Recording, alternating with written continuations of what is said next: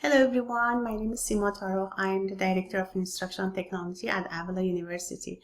In this video, I'm going to explain how to import the content from one course to another.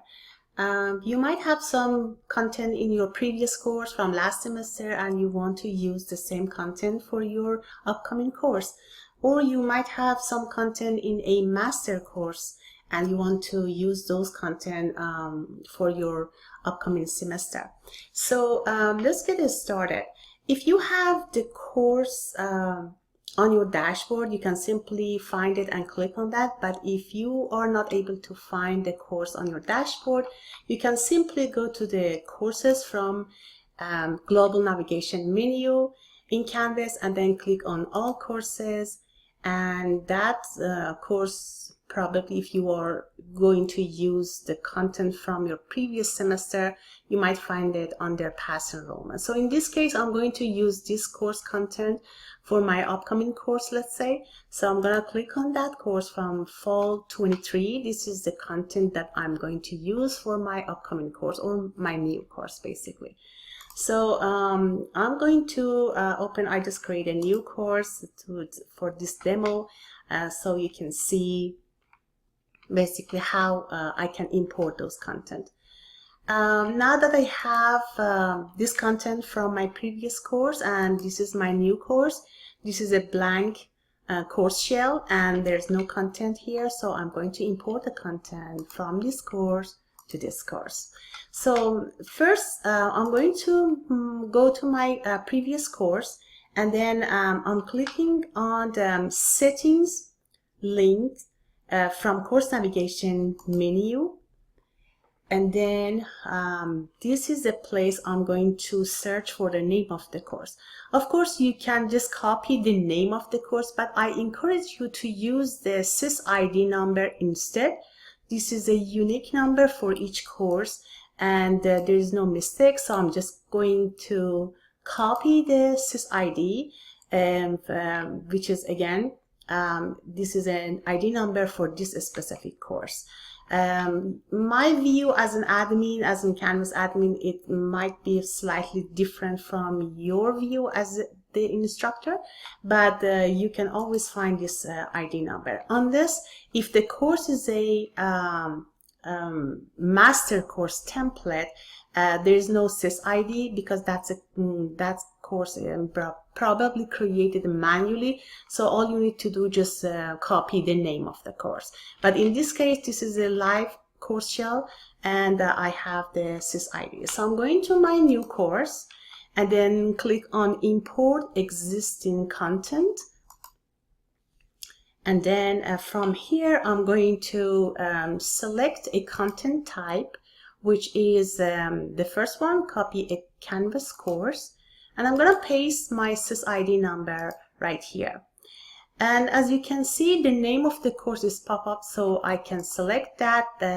Just make sure this is the course that I'm searching for, and then in my case I want to import all the content, so I'm gonna check this radio button, and then if you basically wants to select a specific content, you have to select this option, and then at the end, once you want to import, it asks you which content you are looking for, and you can select those content specifically.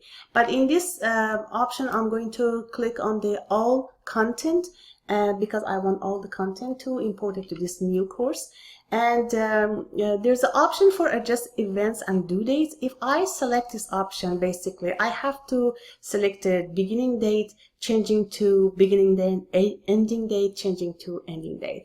But in my case, I don't have those dates, so I don't want to select this option. However, even though if you select this option, you have to at the end manually changing some dates. So that's why I'm not going to use that. I'm just going to simply start importing the content. Please note, importing the same course content more than once will overwrite any existing content in the course. So I'm going to go ahead and click the import button and wait for the content to basically complete it. Once it's complete, I have to make some changes to the due dates and availability of the assignments. So at the beginning is basically trying to run the content for me, and depending on the content, how much content you have, it vary. I'm just going to wait a little until the content is start importing and running. It might take a while, so that's why I'm going to pause my video, and once it's complete, I'm gonna continue. So content has been imported successfully and it shows it's completed. So I'm going to the home page and look at it, and yes, it seems like it's the same. So again, this is my previous course and this is my new course, and all the content has been imported successfully. So now that I have the content, before I publish my course, I have to check on several things. Basically, when you click on announcement, these are the announcements from previous course. If you want to keep them, you can, but you don't have to. Basically, if these are the announcement that is old from previous course, you can simply delete them. Please note this announcement, don't give the students the notification. Only the new announcement send out the notification for each course, and the course has to be published before you make the first announcement. So that's one thing. Another thing, you need to go to assignments and then make changes to the due date, because again, this is imported from the previous course and all the due dates are old from last year. So the best way to do that, you can go to the assignments page, click on the three dots and click on the edit assignment dates. This is a place you can change the due date and availability of each assignment in bulk.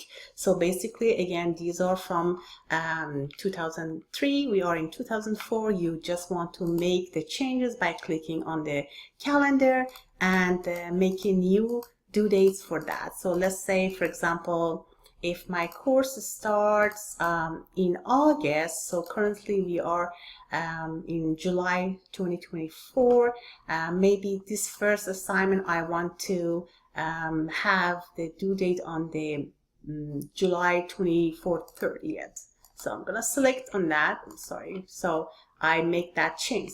So and so forth. You can go through all those assignments and make those changes, and then make sure after you completed the due date and availability, some of the assignments are available in some certain time or until some certain time.